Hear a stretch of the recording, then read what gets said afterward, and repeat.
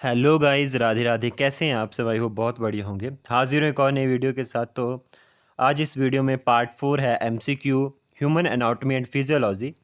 ठीक है, तो इसमें 31st क्वेश्चन जो है हमारा, 30 क्वेश्चन हमने देख लिए थे 3 पार्ट में। तो 31 जो क्वेश्चन है हमारा वो है anti ageing hormone is. Anti ageing hormone कौन सा होता है? थायरॉक्सिन, मेलाटोनिन, एस्ट्रोजन या टेस्टोस्टेरोन? तो इसमें आंसर है मेलाटोनिन। देखो जी, मेलाटोनिन जो होता है, ठीक है, एंटी एजिंग हार्मोन है, जिसको हम एमीन हार्मोन भी बोलते हैं। क्या बोलते हैं? एमीन हार्मोन भी बोलते हैं, जो कि सेरोटोनिन से सिक्रीट होता है। और ये बायोलॉजिकल क्लॉक को जो होती है उसको जो है वो क्या करता है? कंट्रोल करता है। ठीक है, मतलब ये जो होता है वो सिरकाडियन जो रिदम होती है, सिरकाडियन जो क्लॉक होती है उसको फॉलो करता है, बायोलॉजिकल क्लॉक को फॉलो करता है। और जो बायोलॉजिकल क्लॉक होती है हमारे पास, ठीक है, बायोलॉजिकल जो क्लॉक होती है उसको कौन कंट्रोल करता है? सुप्रा चियास्मेटिक न्यूक्लियस। ठीक है, सुप्रा चियास्मेटिक न्यूक्लियस, SUPRACHIASMATIC। ठीक है, न्यूक्लियस जो कि हाइपोथैलेमस में होती है। ठीक है, बेसिकली जो मेलाटोनिन होता है, ठीक है, मेलाटोनिन से जो होती है वो एक डिजीज़ हमारे पास होती है। जब ओवर एक्टिवेशन हो जाती है मेलाटोनिन की, तो एक डिजीज़ काउज होती है, जिसको हम सैड के नाम से जानते हैं, जिसको हम सीजनल अफेक्टिव डिसऑर्डर बोलते हैं। एक तरह से डिप्रेशन होता है ये, जो कि विंटर्स के टाइम होता है। क्या होता है? विंटर्स के टाइम दिन छोटे होते हैं, ठीक है, और रात लंबी होती है, तो मेलाटोनिन का प्रोडक्शन जो है वो ओवर प्रोडक्शन हो जाता है। ठीक है, उसकी वजह से ये डिजीज़ होती है। इसमें जो होता है आर्टिफिशियल लाइटनिंग थेरेपी दी जाती है, मतलब बहुत ज़्यादा टाइम के लिए जो होता है वो एक्सपोजर रखा जाता है लाइट के साथ, ताकि जो पर्सन है वो ट्रीट हो सके। तो ये जो है डिजीज़ होती है, तो आपने इसका ध्यान रखना है, बाकी ज़्यादा चीज़ पे ध्यान नहीं देना है। ठीक है, नेक्स्ट होता है oogenesis is an example of. Oogenesis किसका एग्जाम्पल होता है? Mitosis, meiosis, specialization of cell या डीएनए रेप्लिकेशन। ठीक है, तो बेसिकली मियोसिस की जो होती है वो एग्जाम्पल होता है। ठीक है, मियोसिस प्रोड्यूसेस सेक्स सेल्स और गैमिट्स। ठीक है, oogenesis is a process which create female gametes called ovum ovum. ठीक है, तो मियोसिस जो होती है is a type of cell division in sexually reproducing organism that reduce the number of chromosomes in gametes. क्या होता है इसमें? इसमें जो नंबर ऑफ क्रोमोसोम जो घट जाते हैं वो कितने कम हो जाते हैं? हाफ ऑफ जो वो कम हो जाते हैं बेसिकली। ठीक है, तो क्या होता है ये जो मिटोसिस माइटोसिस होती है, माइटोसिस का मतलब होता है कि मतलब इसमें जो होता है वो 3 तरह के फेसेस आते हैं। आपने देखा होगा, एस फेस, जी फेस, ठीक है, और G1 G2 फेस। ठीक है, और कौन सा आता है इसमें? इसमें और आता है हमारे पास जो न्यूक्लियर डिवीज़न और साइटोप्लाज्मिक डिवीज़न, 2 तरह की डिवीज़न आते हैं इसमें। ठीक है, तो इसमें जो प्रोफेस, मेटाफेस, एनाफेस, टेलोफेस, ये सब आते हैं न्यूक्लियर डिवीज़न में, आपने देखे उन्हें। ठीक है, इसको आपने पढ़ा होना आपको। ठीक है, तो माइटोसिस होती है वो। मियोसिस होती है जिसमें सेक्सुअल रिप्रोडक्टिव जो सेल डिवीज़न होती है। ठीक है, मतलब रिप्रोडक्टिव सेल डिवीज़न इसमें होती है। ठीक है, मायोसिस में, जिसमें specialized type of cell division होती है, और इसमें जो होता है वो रिप्रोडक्टिव सेल्स जो होते हैं वो, और इसमें क्रोमोसोम्स का नंबर जो होता है वो कम हो जाता है बेसिकली, याद रखेंगे आप इसमें। और इसमें जो होते हैं, जो माइटोसिस होती है वो सोमैटिक सेल डिवीज़न होती है। ठीक है, ये होते हैं इसमें फ़र्क। Mitosis means somatic cell division, और meiosis means reproductive cell division. ठीक है, तो ओजेनेसिस जो है मायोसिस का पार्ट होता है। Nuclear envelope reappear at. ठीक है, न्यूक्लियर एनवलप किस स्टेज के ऊपर रीअपियर होता है? ठीक है, मैंने अभी आपको बताया, जो माइटोटिक फेस होता है, मायोसिस में माइटोटिक फेस होता है। ठीक है, इसमें क्या होता है? Formation of 2 identical sales. ठीक है, 2 आइडेंटिकल सेल्स की फॉर्मेशन होती है बेसिकली। ठीक है, तो इसमें जो होता है हमारे पास, इसमें जो होता है वो 2 तरह की डिवीजन्स होती है हमारे पास, न्यूक्लियर डिवीज़न एंड जो होता है वो साइटोप्लाज्मिक डिवीज़न। न्यूक्लियर डिवीज़न में हमारे पास ये 4 फेस आते हैं, सॉरी 3 फेस आते हैं, जो यहाँ पे लिखे हैं, वैसे 4 होते हैं: प्रोफेस, मेटाफेस, एनाफेस एंड टेलोफेस। ठीक है, टेलोफेस। ठीक है, और साइटोकाइनेसिस जो होते हैं वो किस में आता है? Cytoplasmic division. किस में? साइटोप्लाज्मिक डिवीजन में। 2 तरह की डिवीजन होगी, cytoplasmic division and nuclear division. Nuclear division में आ गया प्रोफेस, मेटाफेस, एनाफेस एंड टेलोफेस। ठीक है, तो बेसिकली जो फर्स्ट फेस होता है हमारे पास प्रोफेस, फटाफट से देख लेंगे। प्रोफेस में क्या होता है कि जो हमारे पास क्रोमैटिन होता है वो कंडेंस्ड होकर क्या बना देता है? क्रोमाटिड्स बना देता है, या क्रोमोसोम्स बना देता है, एक तरह से आपने याद रखना। क्रोमैटिन क्या होता है? क्रोमैटिन प्रोटीन और डीएनए होता है, जो कि कॉम्प्लेक्स फॉर्म में होके जो होता है वो क्या करते हैं? मतलब ये एक तरह से क्या होते हैं कि क्रोमोसोम्स को बनाने के लिए होते हैं, ठीक है। कॉम्प्लेक्स प्रोटीन और डीएनए होते हैं जो कि क्रोमोसोम्स को बनाते हैं, क्रोमैटिन नहीं होते हैं। तो प्रोफेस में क्या होता है, क्रोमैटिन जो होता है वो कंडेंस होते हैं और पेयर्ड क्रोमाटिड्स बनाते हैं। अब क्रोमाटिड्स क्या होते हैं, ठीक है, दो तीन चीज़ें हमें समझनी है यहाँ पे। क्रोमोसोम सबको पता है, जिसमें जो कि न्यूक्लियस के अंदर होते हैं, जेनेटिक इन्फॉर्मेशन उनमें कंटेन होती है, ठीक है। तो क्रोमैटिन क्रोमैटिन क्रोमैटिन TIN जो कि कंडेंस हो रहे हैं और क्या बना रहे हैं हमारे पास, क्रोमोसोम्स, सॉरी, हाँ, क्रोमोसोम्स बना रहे हैं, ठीक है जी। और प्रोफेस में ये हो गया, ठीक है, क्रोमैटिन कंडेंस हुआ, क्रोमोसोम बना दिया, ठीक है। और जो इसमें जो होता है वो मेटाफेस में क्या होता है, मेटाफेस में क्या होता है कि सेंट्रियोमर्स, सेंट्रियोमर्स क्या होते हैं, सेंट्रियोमर्स जो हैं, अब देखो भाई ये बहुत लंबा टॉपिक चला जाता है इसमें, छोटा सा अगर मैं बताऊं आपको, सेंट्रियोमर्स क्या होते हैं। सेंट्रियोमर्स एक तरह से क्या होते हैं कि एक ऐसा रीजन होता है, ठीक है, ऐसा रीजन आप समझ लो क्रोमोसोम्स के ऊपर, जहाँ पे जो होता है वो क्रोमैटिड जो अटैच होते हैं, क्या होते हैं, क्रोमैटिड अटैच होते हैं, ठीक है। तो बेसिकली कन्फ्यूज़न हो जाएगी, तो इसके ऊपर मैं एक अलग से वीडियो लेके आऊँगा। आप बस इतना समझ लीजिए कि न्यूक्लियर एनवलप किस में रीअपीयर होता है। तो दो चीज़ें यहाँ पे आप सिंपल सी समझ लीजिए कि न्यूक्लियर जो एनवलप है वो डिसअपीयर होता है प्रोफेस में। अगर आपसे पूछा जाए न्यूक्लियर एनवलप डिसअपीयर किस में होगा, वो होगा प्रोफेस। मतलब न्यूक्लियर एनवलप का मतलब है जो न्यूक्लियस के ऊपर जो एनवलप लगा हुआ है वो डिसअपीयर, ये टूट जाएगा ऊपर से। न्यूक्लियस के ऊपर जो एनवलप लगा है, न्यूक्लियस के ऊपर जो लेयर लगी है वो टूट जाएगी, ठीक है। तो न्यूक्लियस एनवलप डिसअपीयर हो जाएगा प्रोफेस में और रीअपीयर होगा टेलोफेस में, ठीक है, टेलोफेस या टेलोफेस जिसको आप बोलते हैं, ठीक है, डी। बाकी आप यहाँ से पढ़ सकते हैं, ठीक है जी। यही था इसमें, बाकी ज़्यादा कंफ्यूज कर देगा फिर इसमें आपको क्वेश्चंस में टाइम बहुत लगेगा। तो सेल डिवीज़न के ऊपर मैं अलग से आऊँगा। बेसिकली सेल डिवीज़न जो होती है 24 आवर्स की होती है, ठीक है। सेल साइकिल आप बोल सकते हो जिसमें, ठीक है, जिसमें इंटरफेस में एस फेस होता है, G1 फेस होता है, G0 फेस होता है, G2 फेस होता है। इनके अलग अलग आवर्स के अकॉर्डिंग ये होते हैं, ठीक है। तो इसके ऊपर एक अलग टॉपिक बनाएंगे, ठीक है। तो फिलहाल ये न्यूक्लियर एनवलप का हो गया। साइटोक्रोम्स क्या होते हैं, O2 acceptors, H2 acceptors, electron acceptors या H2 एक्सेप्टर्स। तो बेसिकली ये जो होते हैं इलेक्ट्रॉन एक्सेप्टर्स होते हैं। साइटोक्रोम्स क्या होते हैं,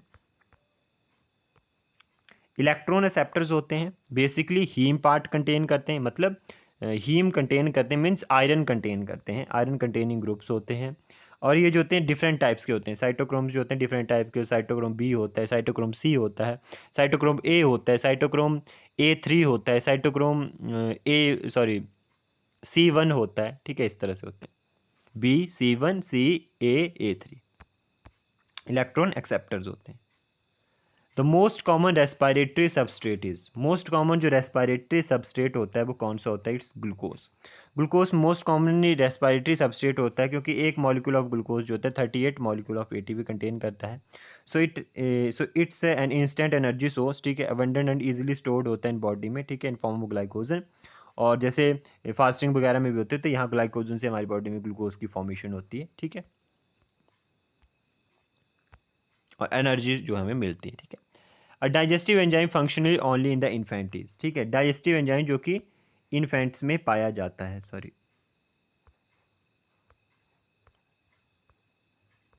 क्या हो गया, ओह अच्छा, इससे पहले ये भी था 36। सिवेसियस ग्लैंड आर, सिवेसियस ग्लैंड कौन सी होती है, एपोक्राइन होती है, मीसोक्राइन होती है, होलोक्राइन होती है, नन ऑफ दिस। तो बेसिकली सिवेसियस ग्लैंड जो होती है वो ऑयल सिक्रेटिंग ग्लैंड होती है। सिवेसियस का मतलब होता है ग्रीस, सिवेसियस का क्या मतलब होता है, ग्रीस। तो सिवेसियस ग्लैंड ऑयल ग्लैंड होती है, इसको एकिनर ग्लैंड भी बोल देते हैं, क्या, एकिनर, एकिनर ग्लैंड, ठीक है, मतलब राउंड, एक तरह से राउंड ग्लैंड, ठीक है।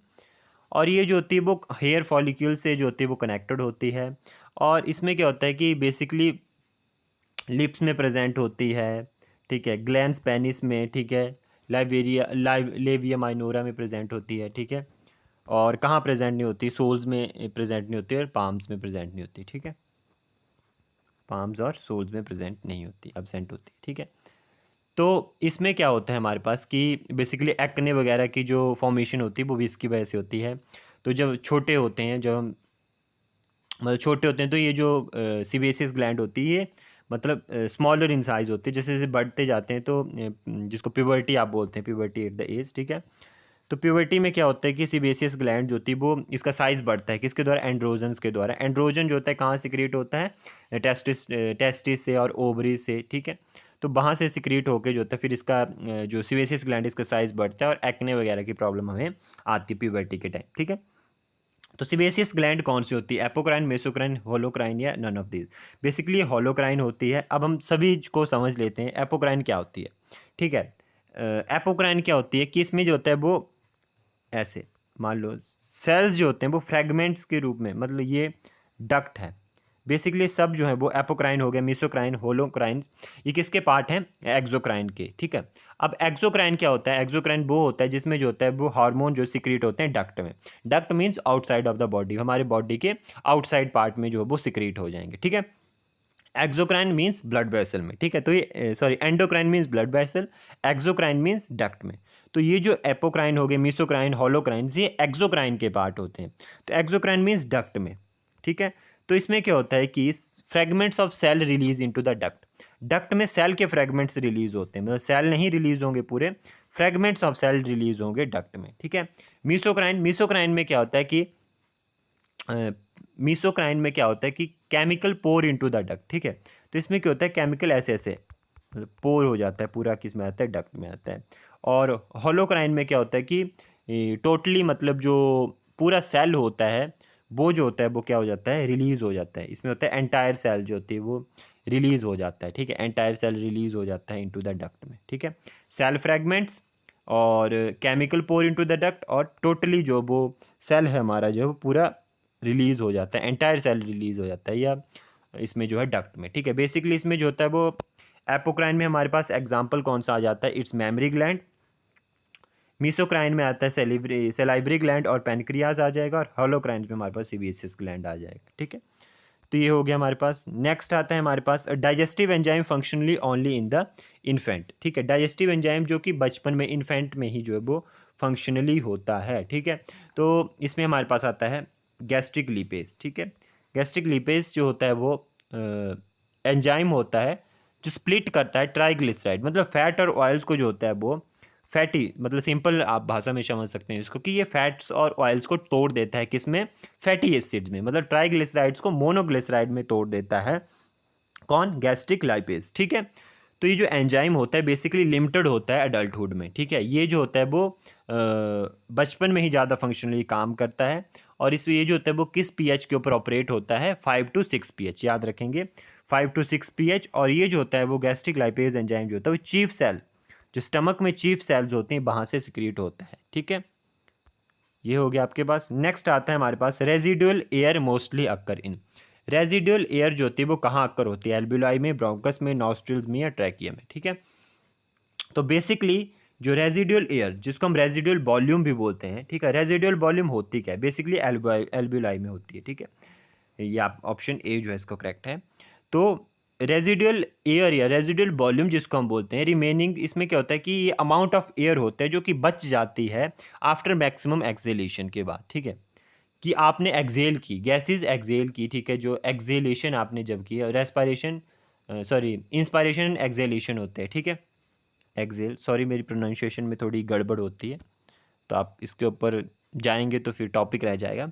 तो मतलब एक्सेल जब हम मतलब जो है वो एयर को बाहर निकालते हैं, जब हम मैक्सिमम एयर को बाहर निकाल देते हैं लंग्स से, उसके बाद भी जब एयर हमारे लंग्स में बच जाती है उसको हम बोलते हैं रेजिडुअल एयर या रेजिडुअल वॉल्यूम ऑफ एयर। ये किसकी वजह से बचती है, बेसिकली इसमें जो होता है वो हमारे लंग्स में जो होता है वो कौन सा प्रेशर पड़ता है, intra plural pressure, INTRAPLEURL, intra plural pressure हमारे लंग्स के ऊपर पड़ता है, ठीक है।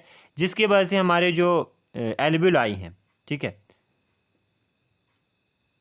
इनफ्लैटेंड रहते हैं, और उसकी वजह से कुछ एयर जो है वो रह जाती हैं हमारे एल्बुलाई में, और वो रेजिडुअल एयर होती है। बेसिकली आपको ज़्यादा दिमाग में रखने की बात कुछ नहीं है, याद सिर्फ इतना याद रख लें कि इसमें जो होता है कौन सा प्रेशर लगता है जब एयर हमारे इसमें रह जाती है। रेजिडुअल एयर वो है जो कि हम मैक्सिमम एयर बाहर निकाल रहे हैं लंग से, फिर भी हमारे एल्बुलाई में बच जा रही, वो है रेजिडुअल एयर या रेजिडुअल वॉल्यूम और इसमें जो प्रेशर लगता है उस एयर को हमारे उसमें एल्वेलाई में स्टोर करने के लिए, रखने के लिए या रिमेन रहने देने के लिए, वो होता है इंट्राप्लूरल प्रेशर, ठीक है। और इसमें जो होता है वॉल्यूम जो होता है वो स्पायरोमेट्री से जो होता है वो मेज़र नहीं किया जा सकता। इसमें बेसिकली मेल में जो वॉल्यूम रहता है वो 1200 ml रहता है और फीमेल में 1100 ml रहता है, ठीक है। तो बेसिकली रेजिडुअल एयर जो होती है वो कहाँ प्रेजेंट होती है हमारे पास, एल्वेलाई में, ठीक है जी। एग्रेनुलोसाइट्स जो होते हैं आर, एग्रेनुलोसाइट किसको बोलते हैं हम, यूसिनोफिल, न्यूट्रोफिल्स या बेसोफिल, तो नन ऑफ दीज, किसी को भी नहीं बोलते। एग्रेनुलोसाइट जो है हम किसको बोलते हैं, WBC वाइट ब्लड सेल्स को। RBC को हम इरेथ्रोसाइट्स बोलते हैं, WBC को एग्रेनुलोसाइट्स बोलते हैं और थ्रोम्बोसाइट्स हम प्लेटलेट्स को बोलते हैं, ठीक है। ये सब लिखा है। Agranulocytes also known as mononuclear leucocytes. Granulocytes जो होता है वो उसमें कौन कौन से पार्ट होते हैं, मतलब WBC का पार्ट्स टाइप्स होते हैं ना, ये ग्रैनुलोसाइट और ए ग्रैनुलोसाइट। तो ग्रैनुलोसाइट्स में होते हैं हमारे पास neutrophil, eosinophils and basophil. Agranulocytes में हमारे पास होते हैं लिम्फोसाइट्स एंड मोनोसाइट्स, ठीक है। मींस LM जो है वो ए में है, ठीक है। ALM याद रख सकते हो आप, ठीक है। नेक्स्ट आता है हमारे पास the elimination of insoluble calcium phosphate take place by. जो इनसॉल्युबल कैल्शियम फॉस्फेट होता है हमारी बॉडी में उसका एलिमिनेशन कहाँ से होता है, it's large intestine, option C is correct, ठीक है। कैल्शियम आयन जो होता है बाइंड होता है फॉस्फेट के साथ and present in the dietary food, ठीक है। जो कैल्शियम होता है बाइंड होता है, कैल्शियम हमारे डाइटरी फूड में है, वो बाइंड होगा फॉस्फेट के साथ और जो लार्ज इंटेस्टाइन के थ्रू बाहर निकल जाता है। कैसे निकलता है, कैल्शियम फॉस्फेट को कभी कभी जो वो एंटासिड के रूप में भी यूज़ करते हैं और इसमें जो कैल्शियम फॉस्फेट होता है वो इनसॉल्युबल होता है वाटर में, ठीक है। जितना एब्जॉर्ब होना होता है उतना इंटेस्टाइन में एब्जॉर्ब हो जाता है, बाकी जो एक्सेस में बच जाता है उससे एक्सक्रीट हो जाता है by the large intestine in the form of faeces, ठीक है। तो यही था आज की वीडियो में। मेरे को पता है मेरी प्रोनाउंसिएशन में थोड़ी दिक्कत होती है, मैं गड़बड़ करता हूँ, लेकिन मैंने पहले भी कहा है अब भी यही बोल रहा हूँ, लर्नर हूँ। कोई गड़बड़ होती है तो आप मेरे को कमेंट सेक्शन में बता सकते हैं, सुधार सकते हैं। यही था आज की वीडियो में। राधे राधे।